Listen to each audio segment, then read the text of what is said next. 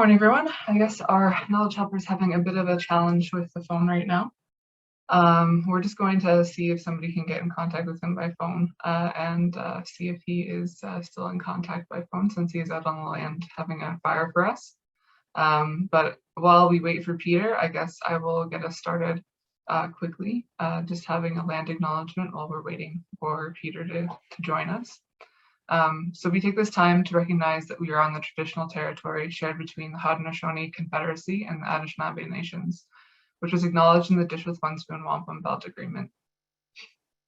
That wampum uses the symbolism of a dish to represent the territory and one spoon to represent the people who are to share the resources of the land and only take what they need. So right now, in my space, I'm in Hamilton, and that is where I was born and raised.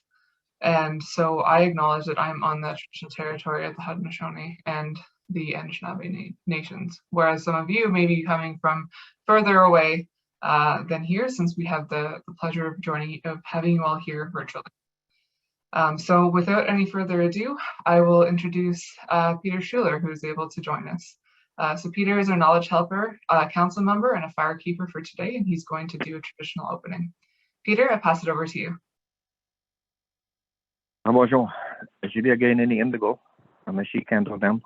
If I talk about Jibwe Nationality and Dal. Bonjour, Mishomas, Geshem Manado. Big witch Giz got no gloom. Big witch Gizes, Mano the big Gizes, Mano Nanog, Big witch on the quadron. Big witch Awan, Mano give me one, Mano Goon. Big witch the beans are one, Mano ZB one, Mano was the guy ganin, Mano gets to talk in a day. Big witch Mythic Oak, Mano Amatic Unsak, Mano Mashkasi, Mano Wabble Ganing. Big witch Beneshiak, Manawa Westnak, Nawakanak, Mano Gigon Sak, Manoana Don't Sak. Big witch Wabanang Nodin, Manawa Jawanang Nodin, Manoana Gabianang Nodin, Mano give it an Nodin. Big witch, Nana Koji Beganic, Manawa Nuiga Morgan, Manoan Danisak, Mano Gozes, Manoan Dana Koji Beganic. Which my day with one Manoana Cani Sakin on the Skiki one. He make which I'll be bonage, no king, no gum. He make which me no Bamatsuin. He make which Eshkude Manado, no king, no ma, no gum. Sama. And being back Kojige. He make which Gakanage on any kind of quaywak. No might have been a ma. Minoa every we in Oking, we would Oka Learning Lodge. Every day, McMaster University. He make which Geshe Manado. Mina Bamatsuan. And Dojibem Bang yet to go.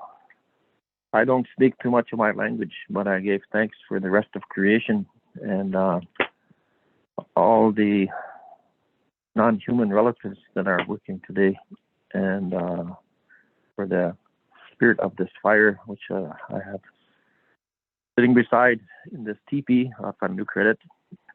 And I was thinking about this learning lodge and this opening that we're having and this new beginning. And one of the things I think about, especially and with all the work that's going on to try to find unmarked graves at the Mohawk Institute in Brantford and across Canada, that part of the work of the Learning Lodge has to be to undo the damage that has been done to us through those institutions. And the other part of the Learning Lodge that I think really needs to be looked at too is the health of our non-human relatives, because we cannot be healthy if the world around us is not healthy. And so I put those words out there so that we can hold those thoughts, perhaps take action whenever we can to try to undo those things and to try to improve the health of our non-human relatives. And this may seem out of place, perhaps, with what most people might think about when it comes to health, and especially non-Indigenous people might find this a strange thing to be looking at. But thank you, Miigwech, for inviting me to do this, and I will try to mute myself again and listen as this event unfolds. Miigwech. Thanks so much, Peter. Yahweh. So as I said before, my name is Alexander Trottier. I am Mohawk Wolf Clan at the Mohawks of the Bay of Quinte. I am Hamilton born and raised, and I'm a McMaster graduate from 2009. It's my pleasure to welcome everyone to our launch, and we have a packed agenda today. As you may have seen on the agenda, we have two Indigenous names for the lodge. One is the Anishinaabe-Moan name, which is Mino-Bimazawin Mishihi Abshigamic, which means the Good Life, Medicine, Recovery, Healing Lodge. The other is a Mohawk name, which is Si Nonwe apologies. Ayakoniohage Tanon Ayon Sayagoda Garita Hage, the place of good life and return to health. Now, I'm not a native speaker of either Anishinaabe-Moan or of Mohawk, so I appreciate your forgiveness in my pronunciation.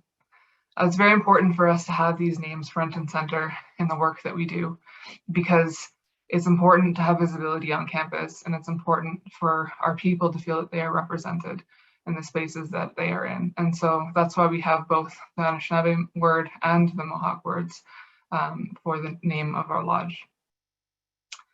So the lodge itself is a long time in the making, and both our launch and the lodge took a little while to get started. So the lodge started as the Indigenous Health Initiative in 2017 as a response to the Truth and Reconciliation Calls to Actions number 23 and number 24 in particular. And the Indigenous Health Initiative created a strategic plan that led to the development of the lodge in consultation with our community members, including 18 Indigenous community members, including the Mississaugas of the Credit, Six Nations, and Daidweta Desnes, and the urban community.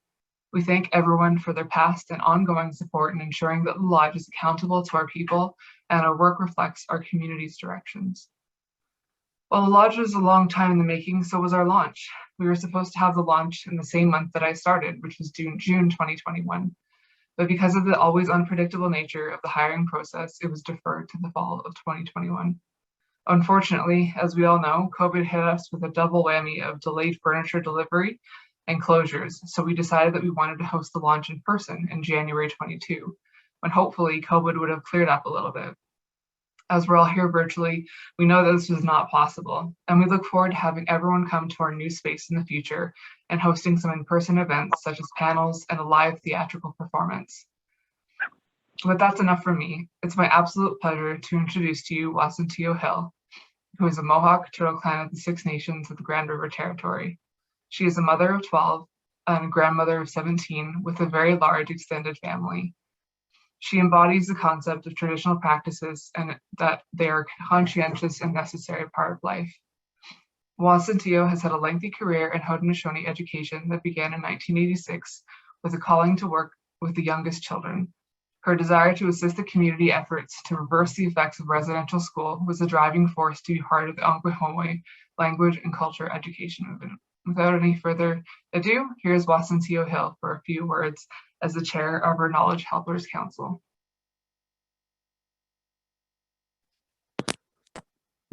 Now for that, Alex.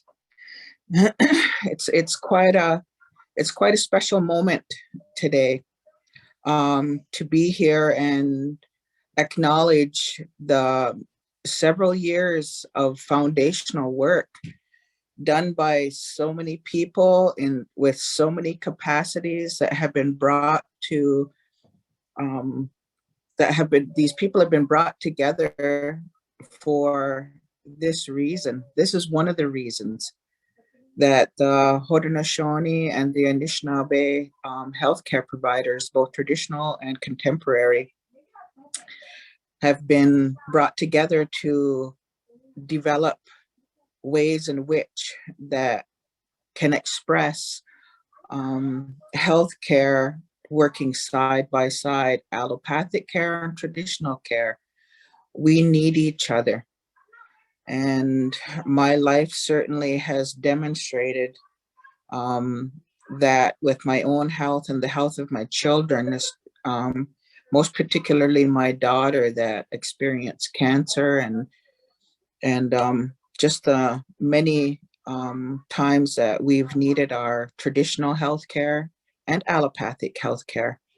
So this can only be a symbol of that allyship that we need to have to express mutual respect of each other's ways to practice healthcare. I have to acknowledge Bernice Downey in the in her special way that she exists on this planet, and the way that she brings human beings together. And she has an eye for skill, and she also has the patience to develop and help others see that skill in themselves. So she's a very special person, and I hope that others come along just like Bernice, that can help others in such a kind, compassionate way to continue to move these efforts forward in our relationship with our healthcare practices. So I'm really honored to see that we have both Anishinaabe and the Mohawk name. Jinue ayagun niguhage danu auza yagodakali dehage. It may sound like a mouthful, but that's just the way Mohawk language is. It's our words are a lot longer than English words, but it also embodies something very important. Being a language teacher that teaches with a cultural foundation, we're always examining language, and there's also a group that sits down and looks at the Haudenosaunee philosophy, and language is always brought into it. And the words chosen for the name of this lodge are very fitting, because it speaks about gunhe. It speaks about our life. And our life is composed of 4 dimensions: the spiritual, the mental, emotional, and the physical. So this word embodies that. And health is very important to us in all those areas, to continue to achieve holistic health. I think that word seems kind of overused, but it's very fitting for Indigenous healthcare. So the name of this lodge is, it holds a lot of responsibility. And the work that's been done so far, the acceptance of McMaster, that tells me that we're going to be able to achieve this relationship of mutual respect and co-working and coexisting together. So I'm very hopeful to see Indigenous knowledge and Indigenous healthcare accepted on many different levels throughout the university by influence of this lodge. So I'll leave that there with my hope, my honor, my mutual respect. I'll leave that with you. And I'll introduce our next speaker, who is Dr. Ferrer, President and Vice Chancellor of McMaster University. Thank you. I'm delighted to join you today for the opening of the Indigenous Learning Lodge. After almost 2 years of working virtually, I wish more than ever that we were meeting in person, and that we were gathered today celebrating this important step in our shared journey towards indigenizing the teaching and learning environment at McMaster. I also I have not had the opportunity to see the Learning Lodge yet. I wish I was there in person, both to experience the space, but also to talk to all of you. We've been offering services and support for Indigenous students in health sciences for many years. But now we're better able to address the ongoing systemic barriers in health science education. We're also able to better prepare all students and teachers to address the serious health inequities experienced by Indigenous people. McMaster's Indigenous Education and Research Strategy calls for the improvement of our teaching and research support services across the entire university in the spirit of reconciliation. The McMaster Indigenous Research Institute and the Indigenous Health Learning Lodge are two examples of moving forward on this strategy. On behalf of the McMaster community, I wish the Indigenous Health Learning Lodge great success as you undertake this important work. It's now my pleasure to introduce Dr. Paul O'Byrne, Dean and Vice President of the Faculty of Health Sciences, to say a few words. Well, thank you very much indeed, David. And on behalf of McMaster's Faculty of Health Sciences, I would like to add my very warm welcome to everyone who's attending today. A Zoom meeting may seem an unusual way to open a physical space, but it is important to have an appropriate ceremony to celebrate this essential development in our ongoing education and commitment to reconciliation. This is a significant step in the faculty's ongoing Indigenous Health Initiative to respond to the calls to action from the Truth and Reconciliation Commission of Canada. At the Faculty of Health Sciences, we've taken those calls to action very seriously. We are committed to the development and to the implementation of a comprehensive Indigenous health initiative, an initiative that reflects the principles and the values of a reconciliation-based approach as documented by the Commission. We have weaved our commitment into the three main themes of the faculty's strategic plan. One theme is to preserve and grow McMaster's reputation for excellence in innovation in education. We have the goal to promote excellence in Indigenous health education, ensuring inclusion of diverse Indigenous knowledge and worldviews, and addressing systemic barriers for Indigenous learners. A second theme is that we pursue groundbreaking and impactful research, consistent with McMaster's commitment to advancing human and societal health and well-being.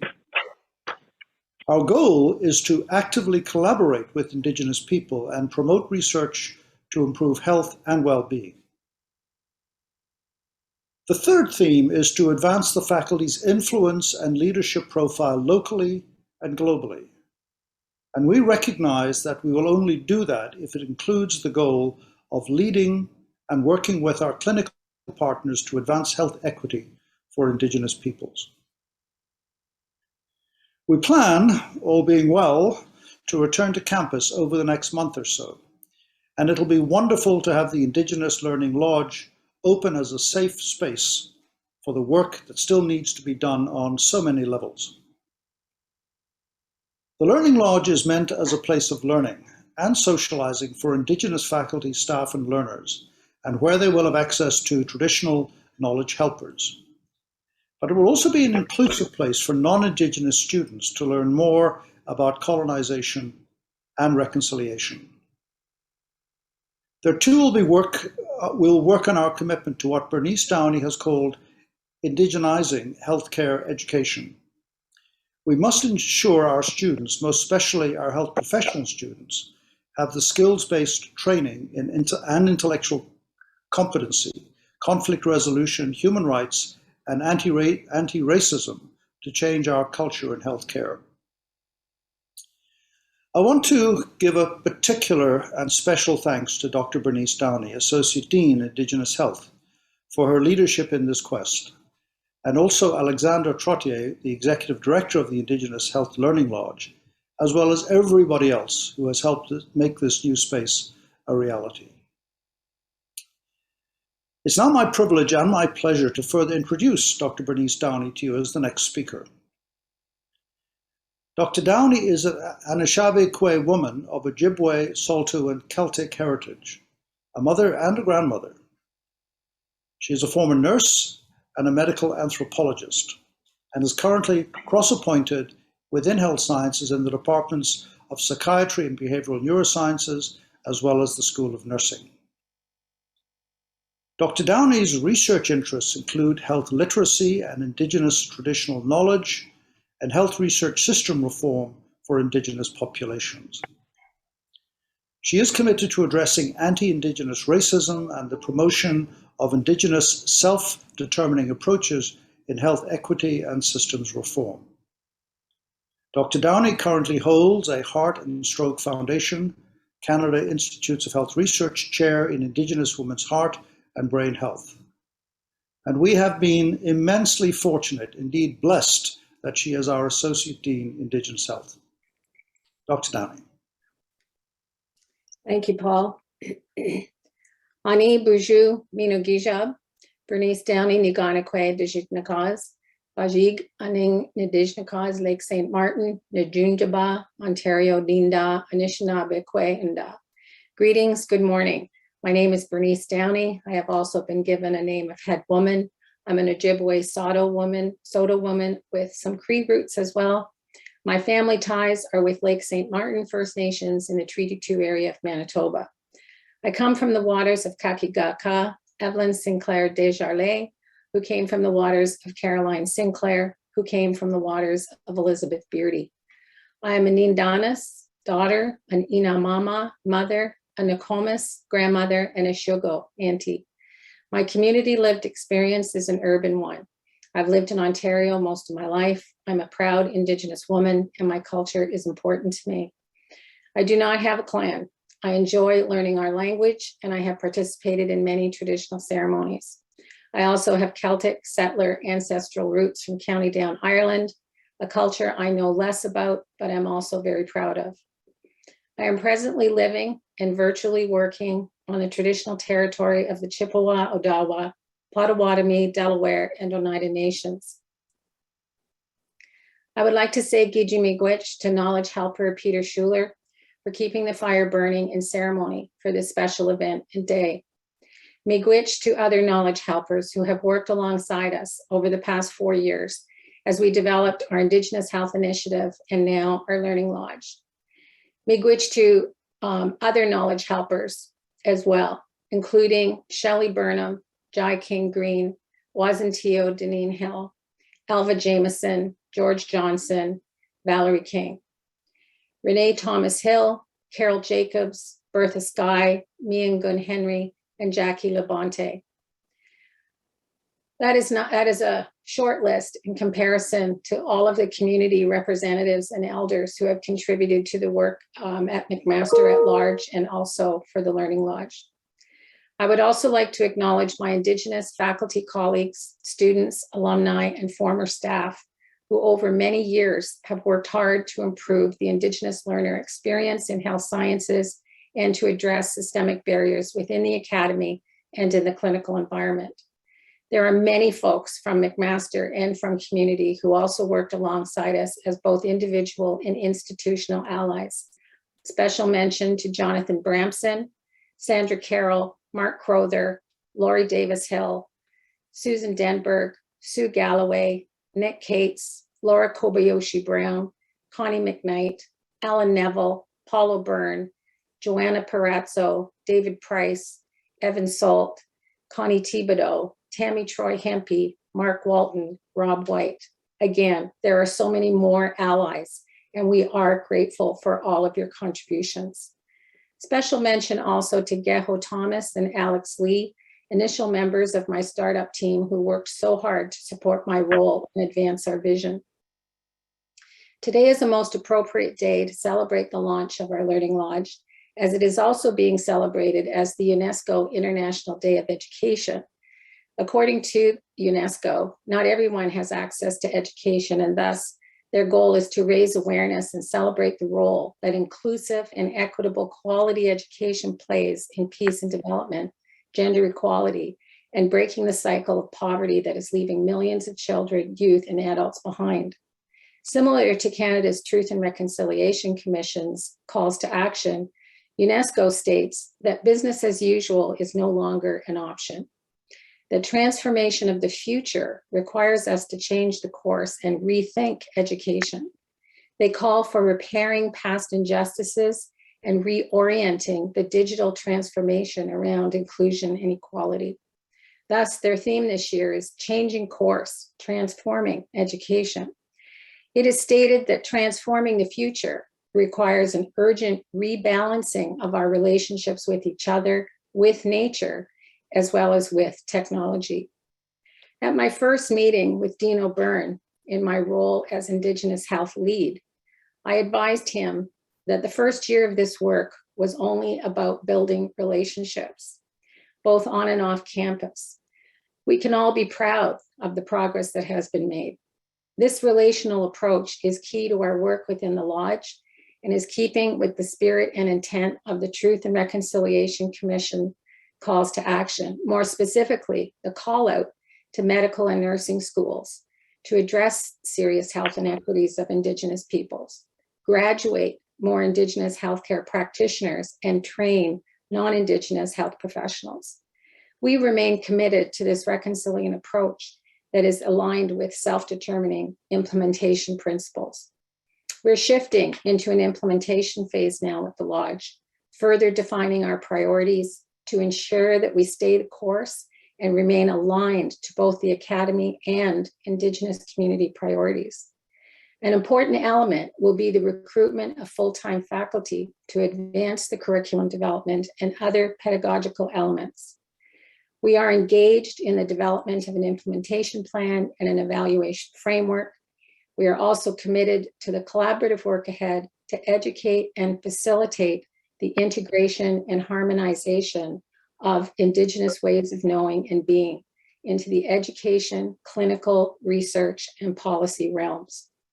We are indeed changing the course and collaborating in the transformation of health science education here at McMaster. I am truly grateful to have played a role in this important work. In closing, I quote Justice Murray Sinclair: "The road we travel is equal in importance to the destination we seek. There are no shortcuts. When it comes to truth and reconciliation, we are forced to go the distance." Fiji Miigwech.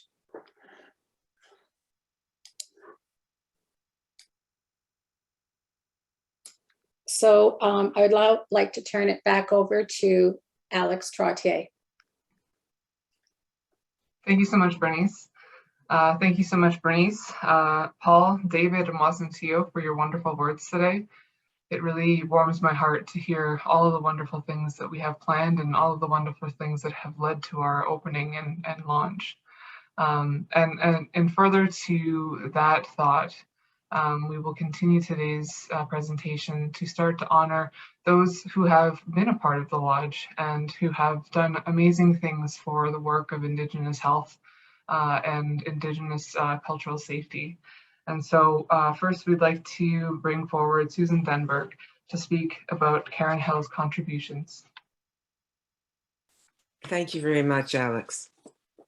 It's my distinct pleasure to introduce and honor Karen Hill, although she needs no formal introduction with this audience. Karen kindly provided me with a rich biographic sketch that exemplifies the holistic approach to life that she adopts and models. Gala Naowe, Dr. Karen Hill, is a Mohawk physician from 6 nations of the Grand River Territory. She is the mother of 2 sons and stepmother to 5 daughters, and currently has 10 grandchildren and 1 great-grandson.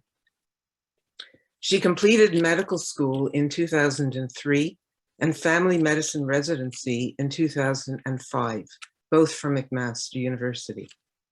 Her passion is to see traditional Indigenous knowledge return to the center of life and healthcare for Indigenous people across Canada. This vision led her to co-create a collaborative practice with traditional medicine practitioners at Six Nations called Judith's Place, followed by developing the Aunties Dandelion Media and Research Center. In 2015, Karen became the first recipient of the Thomas Dignan Award for Indigenous Health, conferred by the Royal College of Physicians and Surgeons. In the same year, she also received the College of Family Physicians Excellence Award for leading the way in Indigenous collaborative care in primary practice. Also in 2016, she was honored by McMaster University with a Community Impact Award. Karen's unfailing vision to see Indigenous knowledge and ways come to life in contemporary contexts continues to be foundational in all aspects of life and work. Her most recent endeavor is building an off-grid home on the Six Nations of the Grand River Territory, where she will cultivate traditional foods and plant medicine. She continues to practice consultative medicine at Six Nations and works with her colleague, Dr. Amy Montour, another honoree today, in the Indigenous Health Service at the Brantford General Hospital. She has completed 4 years apprenticeship in traditional Indigenous medicine and continues this learning along with Mohawk language classes as lifelong commitments. Karen is also an avid singer with a local ladies group called Gundilana Nolo. They sing beautiful songs. On a personal level, I will note that Karen and I have worked together for many years, starting when she was the director of the Aboriginal, now Indigenous, Student Health Sciences Office, which is now becoming the center of the Learning Lodge. We met monthly, and looking back, I increasingly appreciate the learning that she generously provided to me in my relative naivete. I was sensitized to concepts like cultural safety and realities that she was experiencing, including the discomfort of trying to fit into a frequently discordant world. I recall in particular her reaction to the 9/11 attack and the distinction she drew for me between an individual response and communal supportive responses, one she felt was absent in the academy. I want to thank Karen not just for all her seminal support of our Indigenous Health Initiative and its strategic plan, including the centrality of the Learning Lodge, but also for her patience, camaraderie, bravery, and wisdom over these many years. I feel fortunate to consider Karen a colleague and a friend. Thank you, and I'll now invite Karen to respond. And I will say that I'd like to honor all of those who will be recognized today. Unfortunately, I will have to leave early for a personal issue, but I want to wish good luck to all of you. Thank you.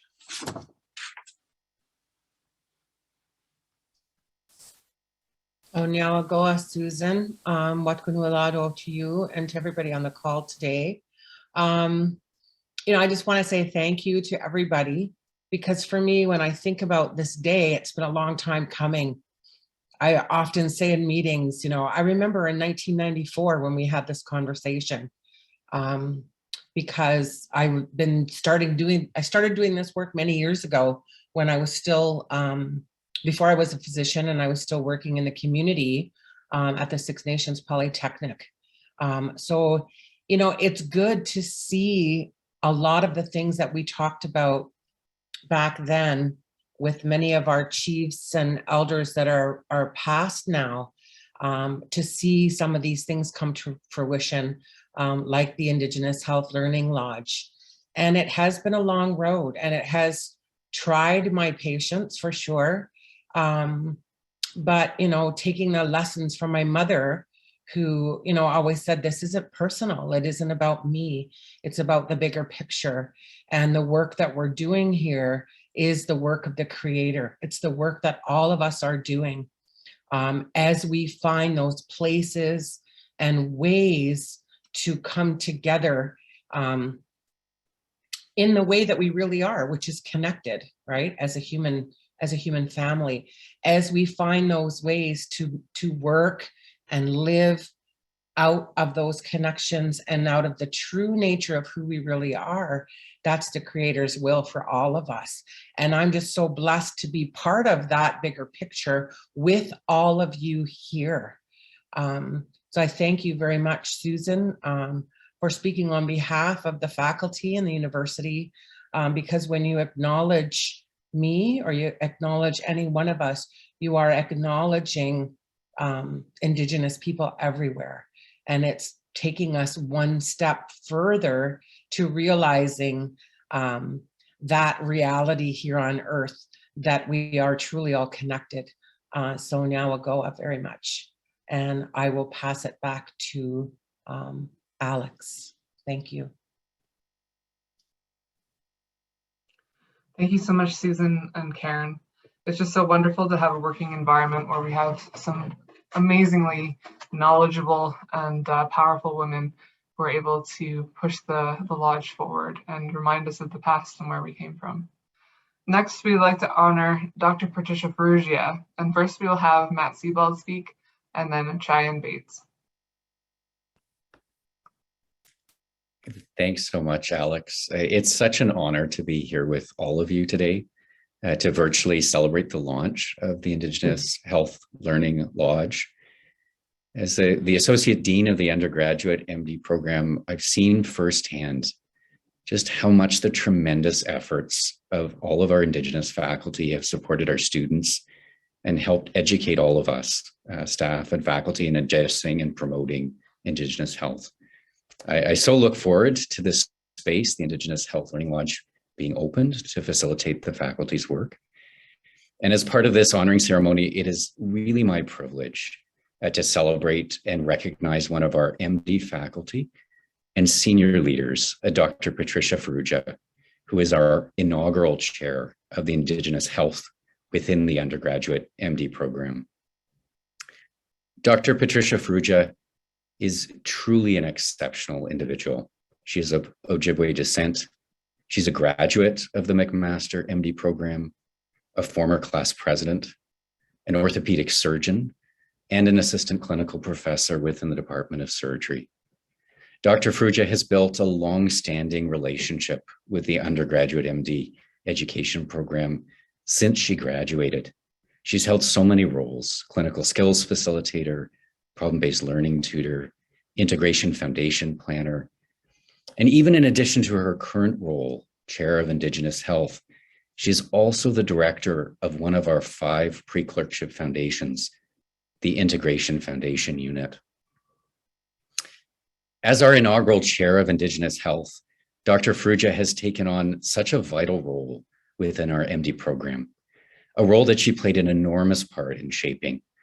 Also, a role that plays an enormous part of our call to action in the spirit of reconciliation, now more important than ever in light of the events of the last year. As part of that role, Dr. Patricia Ferrugia chairs the Indigenous Health Curriculum Committee, a committee that oversees the design, management, and evaluation of the Indigenous health curriculum that Dr. Bernice Downey was recognizing. Dr. Ferrugia has worked tirelessly to advocate for Indigenous issues across our entire MD program, from admissions, student affairs, curriculum assessment, evaluation, accreditation. She's a steadfast student advocate and promoter of Indigenous ways of knowing. So it's so fitting that on behalf of the MD program, I honor Dr. Ferrugia and extend heartfelt thanks for her leadership, her vision, and her engagement of the MD program. Our program is grateful, Dr. Ferrugia, and we are privileged to work with you and be guided by you. Our students and our program have benefited so much. And so it's appropriate now that we turn to one of our Indigenous students, Cheyenne Bates, an MD student in the class of 2024, to continue this recognition of Dr. Ferrugia. Cheyenne. Hello, good afternoon, everyone. It's been a wonderful webinar thus far, and my sincere congratulations to everyone else being recognized today. As Dr. Sebald introduced, my name is Cheyenne. I'm a first-year Métis medical student here. I'm also one of the VPs of Indigenous Health for the McMaster Medical Student Council. I'd like to take this opportunity to expand on the wonderful words provided by Dr. Sibbald and share my perspectives as a student of the impact of having Dr. Patricia Farrugia in this inaugural position as Indigenous Health Chair of the UGME. In the past few months, I've gone to work and learned from Dr. Farrugia in various settings, such as committee meetings, as well as initiatives for students like leadership workshops. Though my time with her has so far been short, I've been so grateful for Dr. Farrugia's presence for Indigenous students.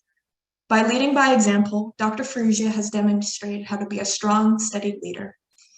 She has become a role model for me as I progress through my journey in medicine, and I know I speak on behalf of many students as well when I say that. Additionally, Dr. Farrugia, through her words and actions, has shown that she is determined in supporting Indigenous students in medicine and improving education in Indigenous health. A couple of weeks ago, Dr. Patricia Farrugia led a workshop for Indigenous students and allies on leadership. The empathy she demonstrated to the group of students and their experiences made us feel heard. And the leadership skills she helped us tune together, I will continue to carry with me. Though this is just a snapshot of my personal experiences with Dr. Farrugia and how her appointment to the role of Indigenous Chair will make an wholesome impact for students here at MacMed, as I look ahead, I am grateful to be able to continue my medical journey and continue working with and learning from Dr. Farrugia. On a personal level, I am grateful for her support, which contributes to me being up here speaking to you all today. And looking ahead, I am excited for the future of the Indigenous Health Learning Lodge and McMaster. Thank you, Dr. Patricia Farrugia, and thank you everyone for joining today. I'll pass it back to Alex. Thanks for your comments, Diane. Patricia, would you like a moment to speak on your behalf? So Sego, thank you very much for those kind words from Dr. Sibbald and Cheyenne. I'm honored that I am making a difference, and it's always nice to hear that feedback. I must acknowledge my ancestors as well as my sisters of strength, especially my mentor, Dr. Karen Hill and Amy Montour, who have led the path for me to develop such amazing leadership skills that I'm able to apply. When I returned to McMaster after my fellowship training, I left it not feeling the same manner that I do today, and that I am home, that my purpose has been dictated and supported by all members and at all levels of McMaster University. I take great pride in the environment that I've tried to create for medical students. So Cheyenne, your words are very comforting and reassuring to me. And again, it's all about allyship for me. And I feel extremely well supported from my colleague, Dr. Sibbald, who is the definition of an ally in leadership, and I'm grateful. So I remain grateful to everyone here who has worked so hard to make this learning lodge, again, a reality that I only dreamed about when I was a medical student, and I'm continuing to see the exciting developments which will occur over the next few years. So Chimigwach. Thanks, Patricia. It's really an honor to have you as a part of our team and a part of our committees and meetings, because your words are always so helpful. I know it's been great having you as an ally within the program, and I know that I speak for many students in saying that you're a fantastic ally and a fantastic support for so many people in our community. Next on our list of honoring is Dr. Thomas Dignan. So we will hear from Dr. Karen Hill and from Heather Dignan. Sego Are, hello again. Yes, I'm truly grateful to be able to honor Dr. Thomas Dignan today. Dr. Tom, as we all called him, passed in early January of last year, I believe it was. You know, I first met Tom at an Indigenous Physicians Association meeting back when I was just, I think, in my second year of med school. And I had heard about him through one of the other Indigenous physicians. And I remember when I met Tom, he seemed to be very angry all the time and very gruff. But I learned very quickly I just gravitated towards him, you know, and I just learned very quickly by talking to him that it wasn't anger at all, that what he had was a very deep compassion for Indigenous people, for our people. And Tom himself is Mohawk Turtle Clan, as I am. And, you know, he just always talked with such, I would say, authority about what his vision was for Indigenous people in Canada, and equity. He talked a lot about equity in terms of health outcomes for Indigenous people, equity in terms of the determinants of health, and those things that the greater population in Canada, you know, really take for granted, like clean water and housing, appropriate education. Those were the things that he was so, you know, passionate about. And I would see him at meetings, you know, talking about, you know, Indigenous people and the inequities that he saw. And he just was able to command an audience when he spoke. And because he just never would accept anything less than what he expected. If a response came that was anything less, he would just say, nope, that won't do. You're not hearing what I'm saying. And he would speak, and he would say that. And he was also very funny.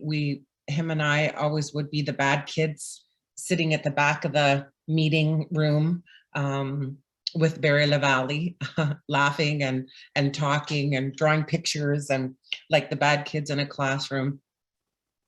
But he also had a sense of fun and a sense of humor about him. And one of the things that I really learned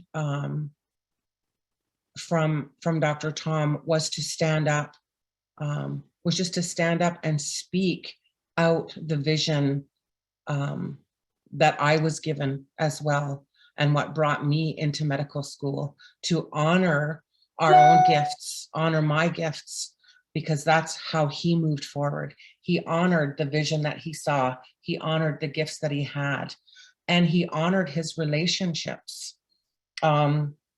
After he passed, I learned that he would just call up, you know, so the Minister of Health and say, hey, what are you doing on a Saturday night? And talk about some of the things that he saw and that he was witnessing.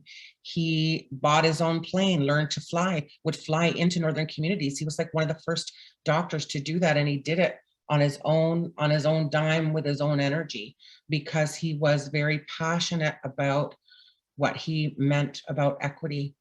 And part of that equity was also to include our own Indigenous knowledge and our Indigenous ways into how we were helping communities or working with communities to address their health and their illness states. That he really saw the importance of the healing alongside of the healthcare, that the two need to go together, as Wasandio talked about earlier, about having both side by side. That's really what we're doing here in the Learning Lodge. And Dr. Tom was, you know, I think he was the first Indigenous graduate of the medical school at McMaster University, and I was the fourth. And we've come such a long way from that time. And a lot of it has to do with Dr. Tom and the groundwork and the foundation that he laid, not only in the institutions, but in the hearts and minds of the people, and in those of us as Indigenous physicians who he nurtured to come alongside of him and pick up that vision that he had and really support us in the work that we did. So I was very honored to be the first recipient of the Thomas Dignan Award for Indigenous Health. And I remember when the call came out about nominations and who should we nominate, and I replied to him and I said, you should nominate me. And he said, of course we should. And then he put my name forward. So that was just him. You know, he just lived life on his own terms and did things the way that he saw that they needed to be done. And he passed on that passion and that, don't ask permission and never ask for forgiveness either kind of way of approaching things.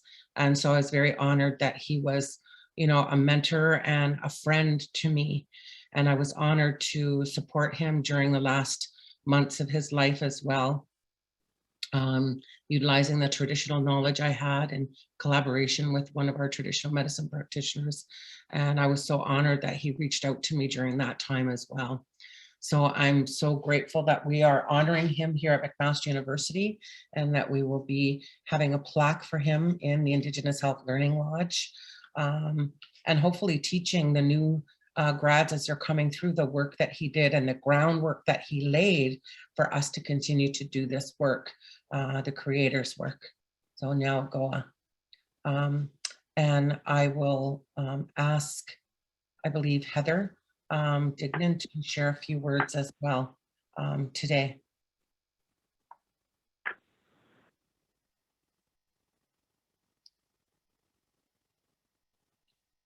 Heather.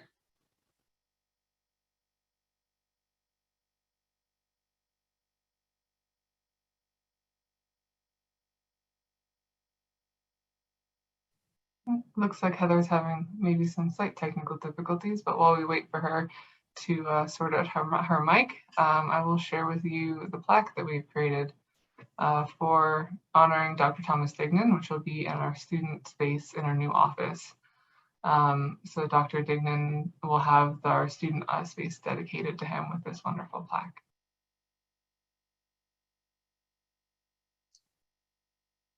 Very nice.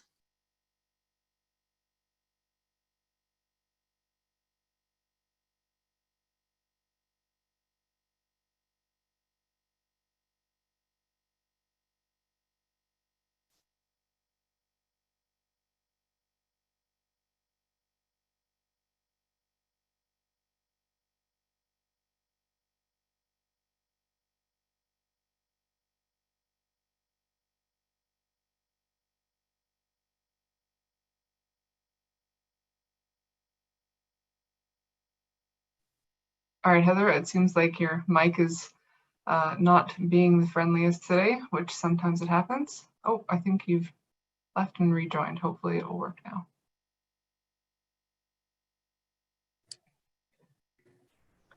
Hi, good afternoon. Sorry about that. I'm hoping that you can see me now. Yes, we can. Thanks so much, Heather. Okay. I apologize about that. This whole technology thing, I'm still getting the hang of it. I would like to thank everybody here who's joined us today. All the honorees are amazingly wonderful. I have had the pleasure of meeting Dr. Karen Hill. She's an amazing woman and a trailblazer in her own right. It's absolutely fantastic. She has said a lot of the things that I would have liked to say about my father. And yes, Karen, he was the first Indigenous graduate of McMaster Medical School. He was a lifelong learner. He was learning it up to the end.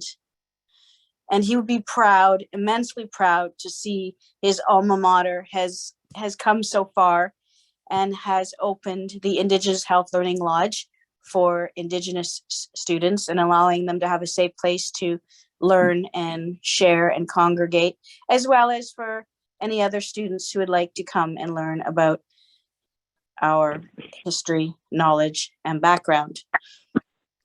He is a wonderful person, and I'm proud to call Thomas Dignan my father. And I would like to thank all of you on behalf of the Dignan family, my mother, Cheryl Dignan, my father's sisters, Helen and Anita, his granddaughter, Lauren, and our extended family are very thrilled, pleased, and honored to have my father recognized. And I wish the Faculty of Health Sciences at McMaster and the Indigenous Health Learning Lodge much success in the future. And I look forward to coming to see the Learning Lodge in the near future. Thank you to everyone. Miigwech. Thank you so much for those words, Heather. I only wish I could have met Dr. Tom. He seems like he was an absolutely wonderful man. We're also excited to have his daughter Lauren on the call today, and I think some of the other Dignan family members here. So we're very happy to see them here. And I'd also like to note that we are also creating a scholarship in Dr. Tom Dignan's honor as well, which is in the works right now. So look forward to more updates on that. Next, and definitely not least, is Dr. Bernice Downey to speak about Dr. Amy Montour, and that will finish up the section of our honoring ceremony. Bernice? Miigwech, Alex, and congratulations to all the honorees today. Beautiful words from both the recipients and from their presenters. I just wanted to say also, Karen, I resonated with your description of Tom's ways. I worked with him when I was the executive director of the Indigenous Nurses Association, and also when I was at the National Aboriginal Health Organization. And Tom would call me at all, it didn't matter the day of the week or what time of the day it was. And often it was just to commiserate, just to talk about something that had happened in the Indigenous health world.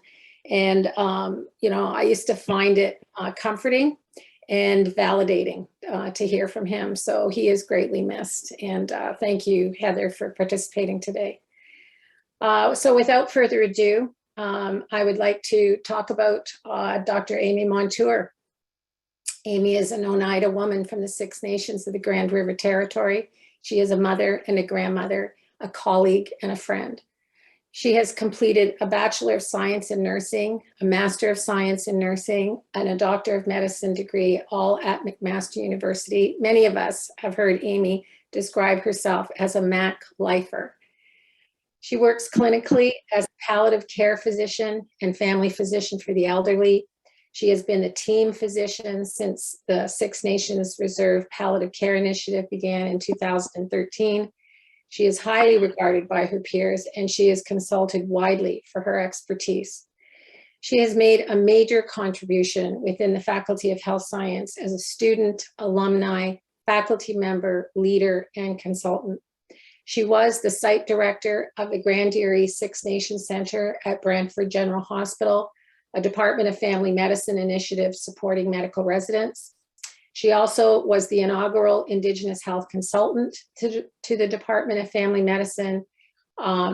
She led the team in the creation of the department's Indigenous Teaching through Art program and guiding the integration of culturally safe practices through the McMaster Family Health Team clinics. She is recognized by many as a leader. She was appointed the Regional Indigenous Clinical Lead for Juravinski Regional Cancer Program and Regional Palliative Care Clinical Co-Lead for the Hamilton, Niagara, Haldeman Brant Local Health Integration Network. More recently, Dr. Montour was appointed as the Interim Chief and Medical Director with the Department of Hospital-Based Medicine and holds clinical and administrative accountability for the divisions of hospital medicine, palliative medicine, Indigenous medicine, geriatric and family medicine, and is a member of their medical advisory committee. She has also received numerous awards and is a much sought after speaker. Dr. Montour is passionate about working in community in spite of many challenges and systemic barriers. She strives to incorporate her Indigenous values and teachings into her clinical practice, drawing on two-eyed seeing principles. She is committed to her patients and families and strives to effect positive change that supports community-based approaches to health, wellness, and palliative care. She emphasizes a relational approach as a key factor in primary care reform towards addressing the unique needs of Indigenous populations. As is often the case for institutional change agents, this work is not without personal hardship at times. However, Amy continues to stay true to her passion and is an inspiration to learners, colleagues, and for those of us working in various roles to indigenize health systems and the Academy. Without further ado, please join me in welcoming Amy for a few words today. Miigwech. Yeah, Bernice, for those kind words. I have to admit that I still giggle inside my head every time I call myself doctor or hear somebody call me doctor, because I will always forever be just Amy. Despite my education and everything I've done, I'm just Amy. But I want to acknowledge a few people who were very important in my educational journey. I want to start off by acknowledging Rick Montour, who has been faculty at McMaster for quite some time. When I was still a high school dropout and a single mom, I had the opportunity to attend a lecture that Rick was leading one evening. And it changed my life forever, because I realized that our people did indeed become professors in universities, and there wasn't anything that we couldn't do. And that was based on his role modeling. Once I entered McMaster University, I also connected with Pat Mandy, who has been an absolutely wonderful mentor for me, who has stuck by me through nursing, through medicine, and through multiple administrative roles, and has just been an absolute amazing resource as an Indigenous woman to have her mentor me.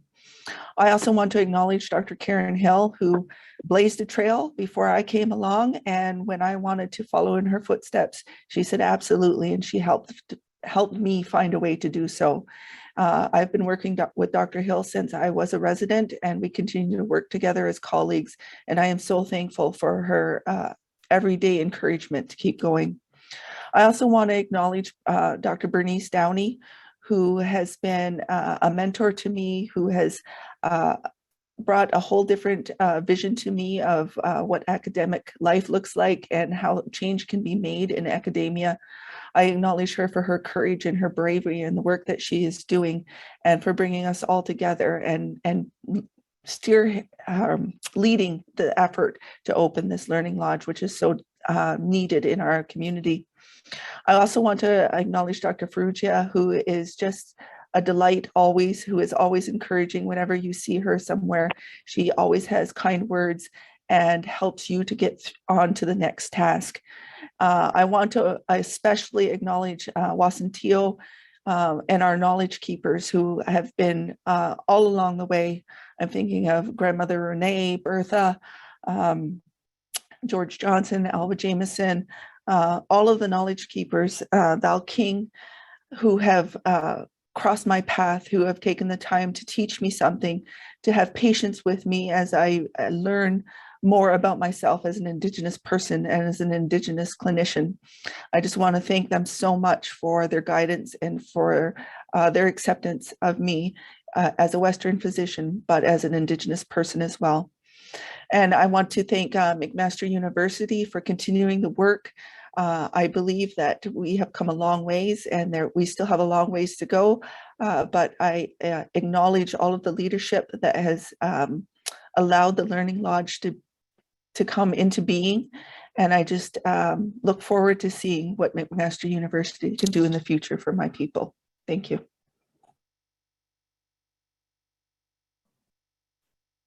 Thank you so much, Amy and Bernice. And I know it's just an incredible privilege to have had to work with you, Amy, and have the couple of conversations that we've had since in the short time since I've started. I'm just always humbled and appreciative of all of the wonderful people that we have associated with the Lodge and working with us to ensure that we have a beautiful, bright future for all Indigenous people who are interacting with the healthcare system. So that is the end of our honoring ceremony. All of the folks that have been honored today will be receiving a small gift from the Lodge as a token of our respect and appreciation. But now I will introduce to you Santi Smith, who is the Chancellor of McMaster University, to give us a couple of words about our launch and our new space. Santi? Sego, Sewaguego. Greetings, everyone. Santi Smith, Daglinyakwa, Nyungnya, Skayingahaga, Niwagahut Soda, Wakinyakta, Oswega, Nidwageno. My name is Santi Smith, and my Ongwehoe name is Daglanyakwa. I'm from the Gaingaha Nation, Turtle Clan, and I wanted to say Nyawe for inviting me to be a part of the celebration. It's an honor to hear all the accomplishments of the Indigenous Learning Lodge team and everyone who we've honored at this time. And Yoyanole, congratulations to the Indigenous Health Learning Lodge for bringing this vision to life, bringing the lodge space into being. Nyawe, Dr. Bernice Downey for your vision and leadership. I'm very excited, filled with optimism about the launch and the upcoming work of the Indigenous Health Learning Lodge. It's timely, needed, filled with potentiality for learning and sharing, for creativity, for grounding, for promoting well-being in Skana. And Skana means peace and balance. To live in Skana is to be healthy, to live in harmonious relationality to all living entities. And when we live out of balance, we invite illness and disease into the body, society, and the environment. The lodge is laden with so many powerful connections and metaphors. And for me, the Indigenous Health Learning Lodge will not be just another room on campus. And I want to share some of the ways and meanings that the lodge may hold and represent as a healing heartbeat space for McMaster University. The lodge is a site, a place, a space. For many people, it holds layers of meaning and practice, social and sacred. The lodge is sacred, like a protected womb space, as Firekeeper Peter Schuler mentioned in the beginning, a place of new beginnings. The lodge is a womb space that is life-affirming, life-sustaining, and essential for the continuity of Gungwe life. Gunhe life. It holds creative potentiality, connecting us across the generations. The lodge is a shelter, a home, a place for care and nurturing, a space for storytelling to meet, exchange, share food and laughs. It's a place for rekindling fires where we can sit as equals around the circle and share perspectives, listen, transform, grow, and heal. It's a place where we can lay down our burdens to be healed physically, mentally, emotionally, and spiritually. The lodge is a portal for transformation. In all of our practices around and inside the lodge, social and ceremonial song, dance, storying, sharing of dreams, function to bring our mind and heart together, the mind and body unified. The lodge can be a place of unlearning, learning, and revitalizing Indigenous knowledge. And I wanted to share a little experience about where I feel we are right now at the threshold space before entering the lodge. So there is the space before you enter is really important because of that, a lot of the time ceremonial aspect of it. And through that experience, many times it's an embodied experience of lowering yourself to the earth, hands and knees, listening to the earth before you enter this space. And it's not just to sort of humble yourself and bow in reverence, although it is that, but it is also to listen, to open the body, to open the heart and the mind before you enter this space. So I feel that's where I am right now when I'm thinking about the Indigenous Health Learning Lodge, the great potential that it has for learning and upholding Indigenous knowledge in the vanguard, where it is valued and recognized as foundational to this land. So today I am very honored to celebrate this circling back to Indigenous knowledges that come from this land. And I wish everybody the best and prosperity and all of the good things that will come with the work that is being done and will continue to be done at McMaster University. So Nyawagoa, thank you for inviting me to be a part of this experience.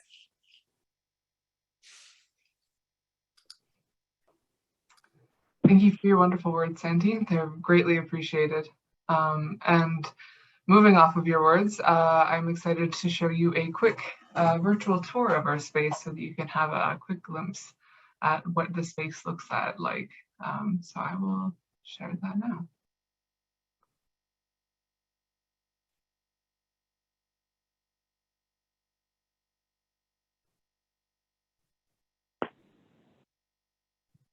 Unfortunately, there is no audio for this video, but there is our friend, the skeleton, who greets you at the front door. And as previously mentioned, this is the student lounge space that's available for all students to access at any time. This is the front reception area, a circle space for people to sit, and this beautiful piece by Norval Morrisseau also greets you when you come in the door. As we move into the space a little bit further, we can see on the left here, there's our kitchen space. We're still waiting for a fridge, as I mentioned, some COVID delays in some items. And we've got our beautiful live edge wood table right beside our circular lounge space. And thanks so much to the McMaster Museum of Art for providing all of these beautiful pieces that you see here up on our walls. And that's the space. As I said, it was short and very small. Also, I'd like to introduce to you the wonderful rest of our team, who you are most likely to encounter when you come into the Learning Lodge space once we are back open fully. So here we have Taryn Denova Owl. She is our assistant program coordinator in all things student services. Matt Jocko, who is our program manager. Jennifer Walker, who is in charge of developing our research hub. While she's not technically my staff member, she is in the office on a regular basis, so she has an office space there. Jessica Baskin, who is one of our wonderful admin assistants, and our most recent addition, Samantha Hill, who's also an admin assistant, who will be sitting at that wonderful front desk area at least a few days a week once we're all back in the office on a regular basis. So that is the lodge in a nutshell. And so I would like to invite Val King, Jai King, and who are both Val and Jai King Green, who are both on our Knowledge Helpers Council, to say a few words and also sing with the Manitou Muckwa Singers.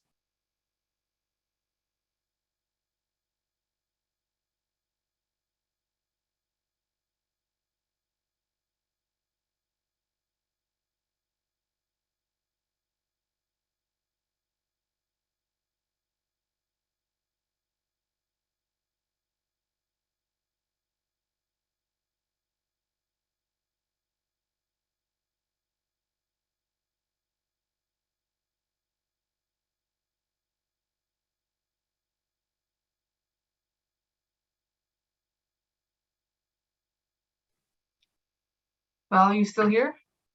I'm hoping your internet connection didn't junk out on you at the last minute. I know Val and Jai and the singers are on Six Nations or Oshwegan, and so it was there is not great. Yes, we can hear you, Val. All right, we're here. Perfect. Credit actually got 6 Nations. Yeah, we're on Mississaugas of the credit. Oh, apologies. That's okay. Are you ready for us now? Yep, absolutely. Okay, we're gonna trying to set up the camera. We're gonna set up a camera so it'll be better. Sounds good.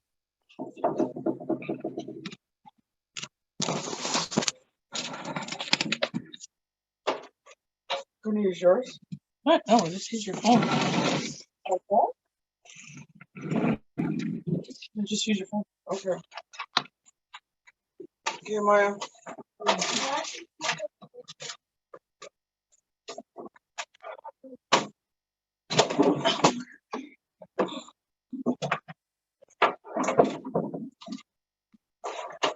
Fall over. Yeah, so Val and Jai are both really great members of our Knowledge Helpers Council. They attend regularly to provide us insight and updates around the Mississaugas of the Credit opinion. Both are from the Anishinaabe Nation. And so we really appreciate their insight and knowledge. And I know that a couple of times when we were going to be having this event back in the fall, I had reached out to Jai and Val about doing some singing engagements and been like, oh, hey, are you available this date? Oh, sorry, we have to postpone. Oh, are you available this date? Oh, sorry, we have to postpone again. So we're very excited to have them here today to give us some songs.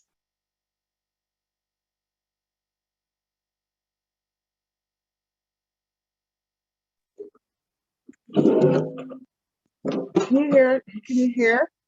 Yes. Can you see it? Yeah, and we can see you as well. Perfect. Can you start me? Joyce. No, back. Keep going. Yeah. Maya too. Is that good? Yep.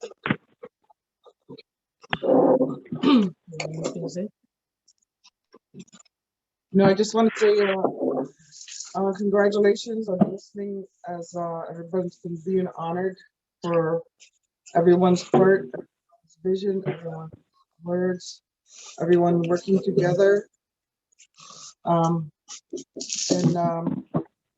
the spirit of relationships, of working along. It's really good to see, and I'm excited for us to come together. I've been talking a lot about it at school. I teach a class at McMaster and Laurier, so I expect the students to be like coming to find this place, Gamik, this lodge, this place that's created, and I'm excited as it still continues to unfold and just grow and grow and grow. So we watch for everyone coming together and all the ones still coming.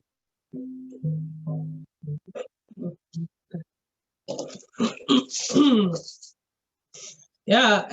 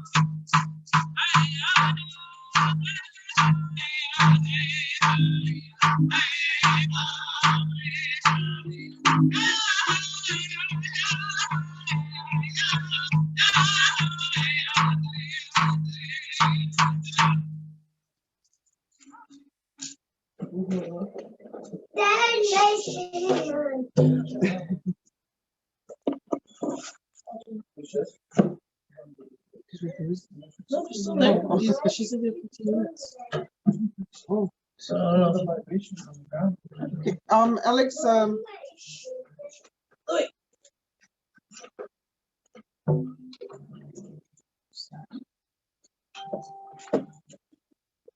did you want us to sing another one? That would be lovely if you're able to. Yes. So that first song is just almost like coming into that lodge. And as you notice, the second song was like a faster beat, and your body just wants to move, so that it's coming into that space.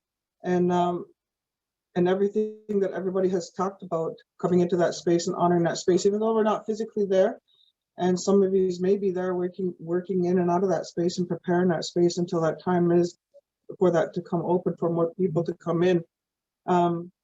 We went to the Parliament buildings in Toronto just last week, and we came there in December also, and they did a big wooden piece of the 7 grandfathers, and Anishinaabe grandfathers' teachings, because of our treaty lands are in that area, and they got an artist there. We were the first to ever sing in the house, and the floor just felt like it was shaking. And when we went back just last week, Maya and I, to take the shoes in, we did a little ceremony to take the shoes in, because they're going to create a space to honor those little ones. And I think it's, like some of the students are always saying, how come we didn't learn? I'm upset. How come I didn't learn about the truth of the people, about history? And I said, well, now it's coming. So now there'll be more people coming to learn about different things. So I expect, more people to come into that space, to come together, to learn more about Indigenous knowledge and everything that everybody talked about. So, yep. So we're going to use a shaker this time, and you can see that it's shaped the turtle, and that's one of the shakers we use, and it talks about the grandmother moon, the 13 moons, and it's not just sometimes there's shells in here, and I got amethyst stones in this one here. It also represents Mother Earth, the shape of the turtle, when we say Turtle Island. I love making the shakers.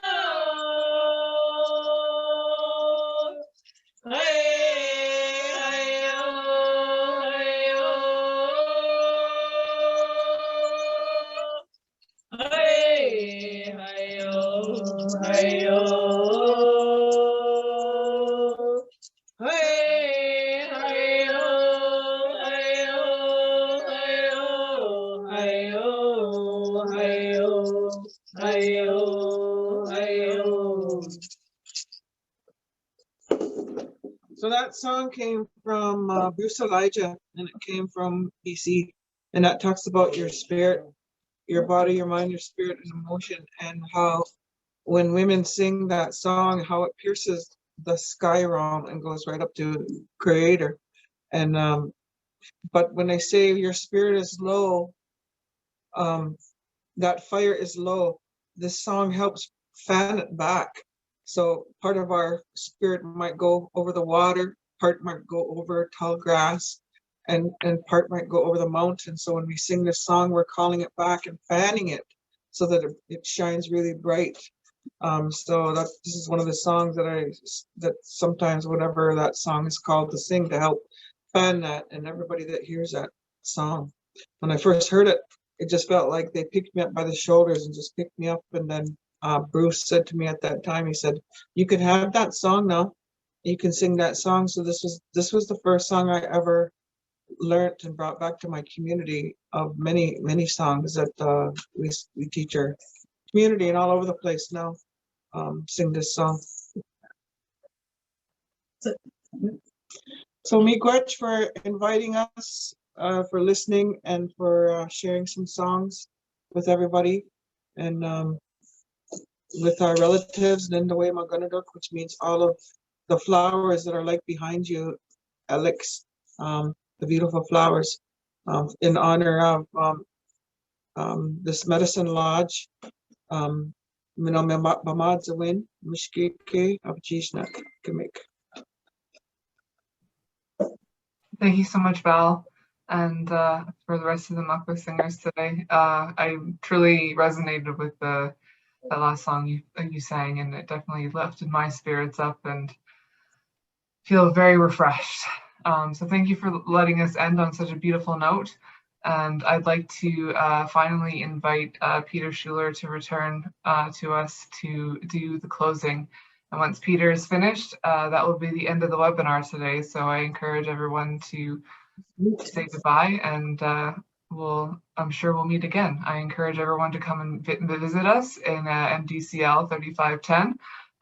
As of February 7th, every day of the week, somebody will be in there, provided no one is off sick. And so we'd be excited to welcome you to the space. So without any further ado, Peter, I pass it back over to you so that you can close this meeting and this ceremony and this launch in a good way. Wow, I hope you can hear me. Yes, we can hear you. Okay, good. Before I do the closing, I just want to say miigwech for asking me to be the firekeeper for this event, and just to point out how surreal it is to be sitting here on Zoom by the fire in a teepee, and all the the traditional things you think about, plus they have this modern technology. And during this time when you were doing your work, I offered the pipe in support of the Learning Lodge and the future and what we might gain from that Learning Lodge, not just for the Indigenous people, but for every person, all humans, and most importantly, all the non-humans as well. So my closings are usually short, so I'll say again, miigwech gaje manado, jibiagay nani indigo. Miigwech mino bamatsuan, Chimigwich Gaknagego Niniwakanakwewak, and no king, we were Dokamasokmakwe, and one in the Wimagana Dokmano Gaknagego Nishnabik. Chimigwich Gajimanado, Ishkode Manado, no king ma. Chimigwich, Ibonagay, no king. Chimigwich Bon. Chimigwich Gajimanado, Gaknagego, Aniji Sakman and Ekani Sak, no king Gongom. So I gave thanks for everyone sitting and working and to do the work that's ahead, to do the work that's there today. And I gave thanks for that, the winter maker, Sabi Punage, that one who is bringing that snow I see blowing around outside.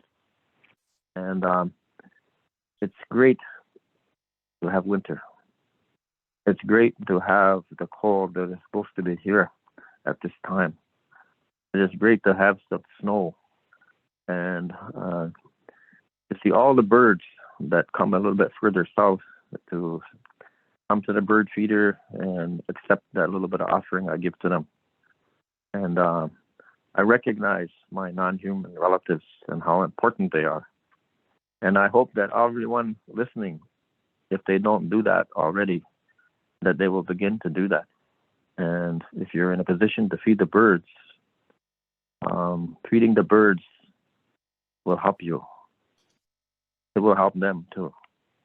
But a lot of times we have at this time of the year, people get sad, get lonely, get depressed. But those birds, if you can have an opportunity to feed them and to watch them and to sit with them, they will help you because your spirit is lonely for all the ones who are sleeping.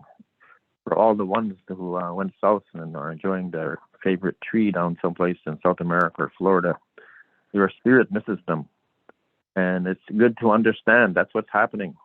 It's a natural thing that your spirit gets lonely. So don't get depressed. Go feed the birds and listen to them. They'll greet you.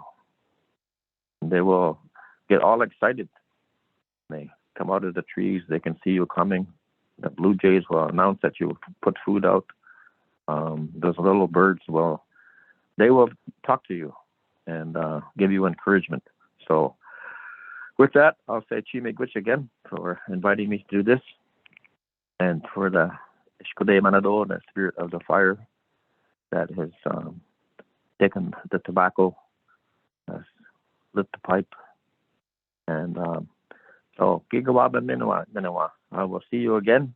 Hopefully that sometime soon that this COVID will pass and we can get back to coming together in person. So, Chimigwich until that time, and hope everyone has a good day. And Chimigwich to all the speakers and to the singers. It was good to hear those songs. Chimigwich.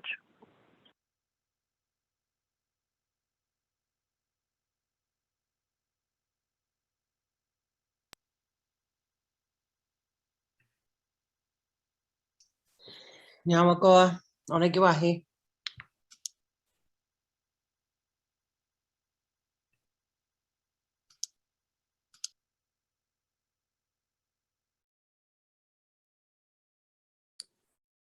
Oh, no.